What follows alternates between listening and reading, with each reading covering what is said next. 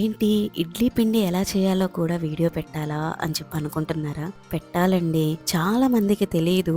ఇడ్లీ మిక్సీలో వేస్తే స్మూత్ గా రాదు అనుకుంటారు. గట్టిగా ఉంటాయి, రాళ్ళలాగా ఉంటాయి అంటారు. నాతో చాలా మంది చెప్పారు, ఏంటి మీ ఇడ్లీ పిండి మిక్సీ వేస్తున్నావా, అసలు ఎలా వేస్తావు, బాగా రావు అని చెప్పి. వాళ్ళ కోసమే ఒక వీడియో. ఫస్ట్ మనం ఇట్లా మినపప్పు బాగా నానేసుకోవాలి. 3 hours నానేయండి. దాంతో పాటే ఇడ్లీ రవ్వ కూడా నానేసేయండి. ఆ తర్వాత ఇట్లా మిక్సీ పట్టేసుకున్న తర్వాత రెండు కలిపేసి ఒక 2 to 3 hours బయట పెడితే మనకి ఇడ్లీ పిండి ఇలా పొంగుతుంది అనమాట. ఇలా పొంగితే మనకి బాగా స్మూత్ గా వస్తాయి. ఇడ్లీ మిక్సీలో వేస్తే స్మూత్ గా వస్తాయండి. గ్రైండర్ లో వేసినా కూడా స్మూత్ గానే వస్తాయి. కానీ గ్రైండర్ లో వేస్తే పిండి ఒదిగి వస్తుంది అంటారు. అంతే డిఫరెన్స్ రెండిటికి. టేస్ట్ కూడా ఒకేలాగా ఉంటది, స్మూత్ కూడా ఒకేలాగా ఉంటది. ఒకసారి ట్రై చేసి చూడండి. ఈసారి మిక్సీలో చాలా ఫాస్ట్ గా కూడా అయిపోతుంది.